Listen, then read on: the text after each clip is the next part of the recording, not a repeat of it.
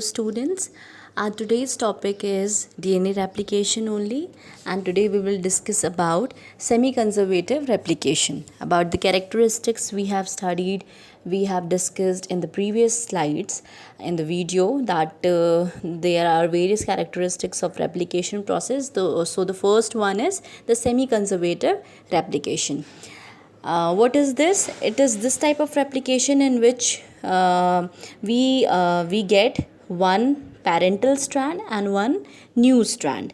As you can see in this, that in this process, semi-conservative process, we are considering the parent strand. This is by the green, we are denoting the parent strand, and by the process of replication we are getting a pure parent strand and one red one with the new strand.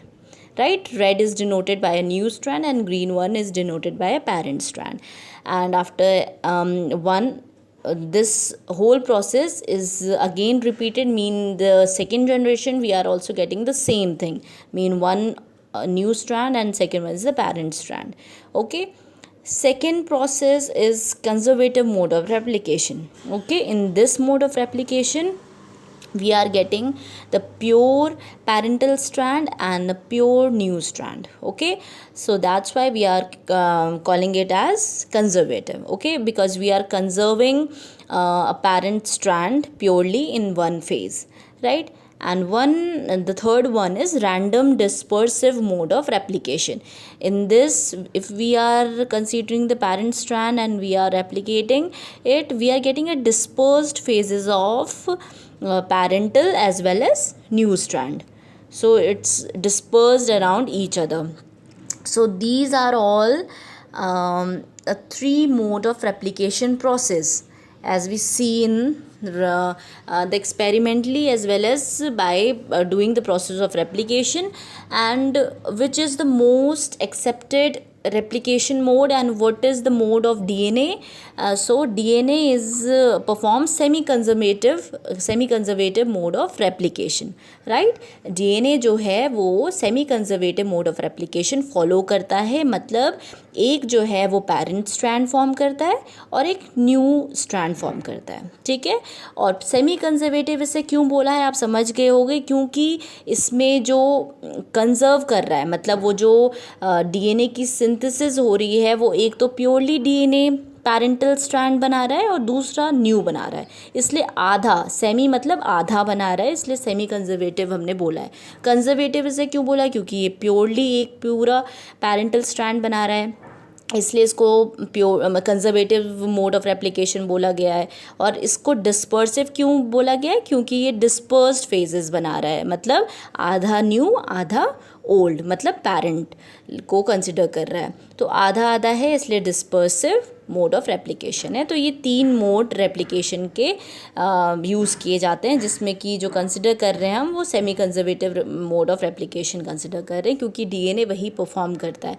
इसमें क्या हुआ, हमने देखा कि parental DNA molecule जब हमने लिया तो वो एक प्योरली हाफ कंजर्व कर रहा है रीच न्यू डबल हेलिक्स, और जो कॉम्प्लीमेंट्री स्ट्रैंड बन रहा है वो एक दूसरा बन रहा है जो कि न्यूली सिंथेसाइज हो रहा है, ठीक है? तो हाफ जो है वो पैरेंटल स्ट्रैंड है और half newly synthesize complementary strand है, जिसको हम semi conservative mode of replication बोलते हैं, ठीक है? अब ये आप डायग्रामेटिकली देख सकते हो कि जो रेड कलर का है दैट इज़ पैरेंटल स्ट्रैंड, और इसमें जब हम न्यू बेसेस ऐड कर रहे हैं तो क्या हुआ, ये आप देख सकते हो, ये जो ओल्ड स्ट्रैंड था रेड कलर का वो ये है और ये ब्लू कलर का स्ट्रैंड है, ठीक है? तो ये आपका पूरा का पूरा semi conservative mode of replication का प्रोसेस है। अब हम देख सकते हैं कैसे इसको एक्सपेरिमेंटली प्रूव किया गया था कि जो डीएनए है वो सेमी कंजर्वेटिव रेप्लिकेशन परफॉर्म करता है। तो दो साइंटिस्ट थे, मैसेल्सन एंड स्टाइल, जिन्होंने एक्सपेरिमेंटली ये प्रूव किया कि डीएनए का जो मोड ऑफ रेप्लिकेशन है वो सेमी कंजर्वेटिव है। तो उन्होंने क्या लिया, एक हेवी डीएनए लिया, N15, यहाँ पे जो है वो क्या है, नाइट्रोजन का आइसोटोप है। नाइट्रोजन के आइसोटोप्स होते हैं, है ना, डिफरेंट आइसोटोप्स होते हैं, जैसे N15 N14 आइसोटोप्स आपको पता होगा कि क्या होता है, जैसे कि अगर N15 है N14 है डिफरेंट अगर हैं तो इसमें जो प्रोटॉन का नंबर होता है वो तो सेम होता है, लेकिन न्यूट्रॉन के जो नंबर होते हैं वो डिफरेंट होते हैं।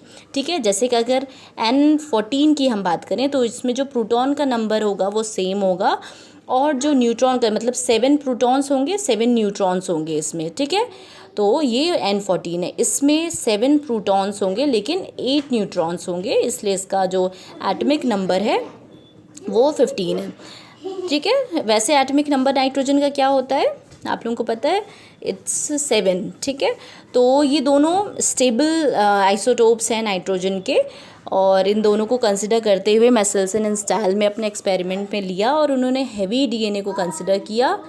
ठीक है, और उसमें N14 मीडियम में उसको ग्रो करवाया। ठीक है, तो उन्होंने जो फर्स्ट जनरेशन में ऑब्ज़र्व किया तो ये ऑब्ज़र्व किया कि जो उन्हें एक स्ट्रैंड तो मिला पैरेंटल, और वही चीज़ मिली कि एक न्यूली सिंथेसाइज्ड कॉम्प्लीमेंट्री स्ट्रैंड मिला। फिर उन्होंने फिर से सेकेंड जनरेशन में N14 मीडियम लिया और उसको ग्रो करवाया, तो उन्हें फिर अब एक तो पैरेंटल और न्यू मिला, और एक प्योरली जो है वो न्यू स्ट्रैंड्स मिले उन्हें, और एक न्यू और पैरेंटल बोथ का कॉम्बिनेशन था। तो उन्होंने ये चीज़ देखी कि डीएनए ये परफॉर्म कर रहा है, मतलब सेमी कंजर्वेटिव मोड है, आधा न्यू आधा पैरेंटल। तो बाई डायरेक्शनल रेप्लिकेशन क्या होता है, इसमें जो रेप्लिकेशन स्टार्ट होता है उसमें डबल स्ट्रैंडेड डीएनए जो है वो अनवाइंड, जो उनकी वाइंडिंग होती है, जो डबल हेलिक्स स्ट्रक्चर आप देखते हो वो खुलता है। ठीक है, एट अ पर्टिकुलर पॉइंट, जिसको हम ओरिजिन बोलते हैं या ओरी बोलते हैं, ओरिजिन ऑफ रेप्लिकेशन। ठीक है, जो कि सिंथेसाइज होती है हर एक स्ट्रैंड से। ठीक है, और पैरेंटल डबल स्ट्रैंडेड डीएनए जो है, जो newly formed double stranded DNA form कर रहे हैं, एक वाई शेप्ड स्ट्रक्चर बना लेते हैं जैसे ही रेप्लिकेशन प्रोसेस स्टार्ट होती है, जिसको बोलते हैं हम रेप्लिकेशन फॉर्क। रेप्लिकेशन फॉर्क का ये डायग्राम आप देख रहे हो, है ना, इसमें ये आप देख सकते हो 5' to 3' एंड है, और ये है पैरेंटल। ठीक है, ये पैरेंटल स्ट्रैंड है, और ये जो पिंक कलर का आप देख रहे हो ये कौन सा स्ट्रैंड है, न्यू स्ट्रैंड है, जो कि न्यू सिंथेसिस हो रही है डीएनए की, वो ये है। और इसका डायरेक्शन आप अच्छे से याद करना क्योंकि ये पूछा जाता है। इसका डायरेक्शन आप देख रहे हो 3' to 5' है, सॉरी, इट्स 3' to 5' डायरेक्शन।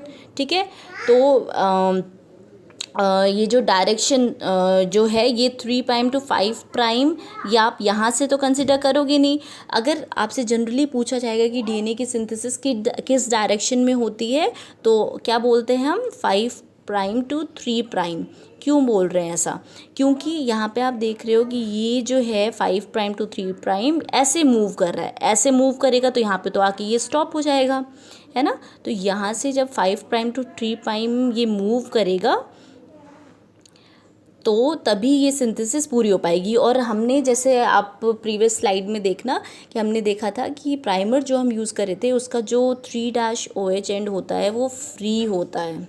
ठीक है, वो इसीलिए होता है क्योंकि यहाँ पे आके न्यूक्लियोटाइड अटैच हो सके, और फिर से डीएनए पॉलीमरेज को क्योंकि 3' चाहिए होता है, जो कि यहाँ पे आके बाइंड करता है, और फिर से सिंथेसिस चलती रहती है और एक न्यू स्ट्रैंड तैयार होते रहते हैं।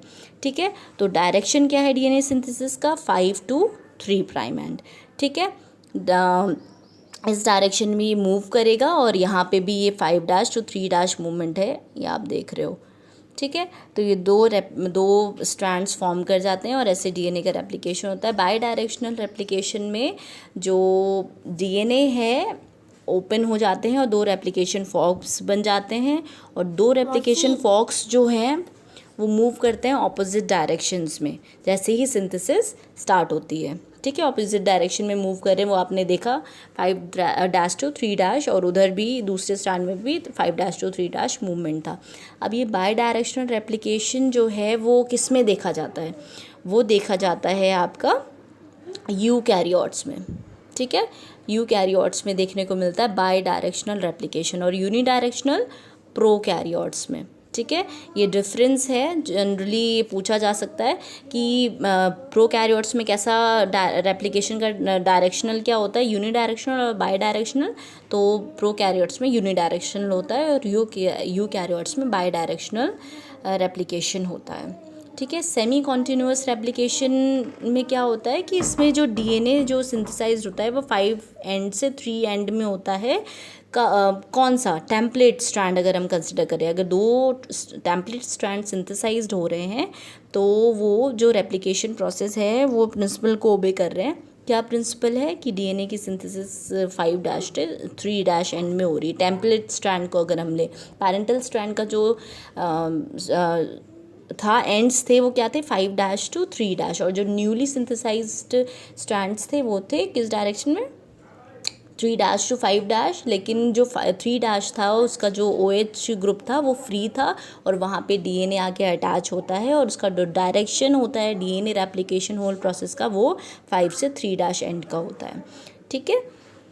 लीडिंग स्ट्रैंड क्या होता है, जब टेम्पलेट स्टार्ट हो गया, टेम्पलेट स्ट्रैंड जो है उसका जो 3' एंड है वहाँ पे डॉटल स्ट्रैंड जहाँ पे सिंथेसाइज्ड हो रहा है तो कॉन्टीन्यूसली 5 से 3' डायरेक्शन में, और इसी स्ट्रैंड को जो कॉन्टीन्यूसली बन रहा है उसको लीडिंग स्ट्रैंड बोलते हैं। ठीक है। और ये जो मूवमेंट चलता जा रहा है, और एक स्ट्रैंड होता है लैगिंग स्ट्रैंड जहाँ पे रुक रुक के, मतलब आधा आधा, जैसे कि ये आप लीडिंग स्ट्रैंड देख रहे हो और यहीं पे स्ट्रैंड अगर है ये रुक रुक के चल रहा है तो ये हो गया लैगिंग स्ट्रैंड। ठीक है। इसको बार बार ज़रूरत पड़ती है डीएनए पॉलीमरेजेस की और यहाँ पे आके अटैच होते हैं, फिर ये आगे बढ़ता है।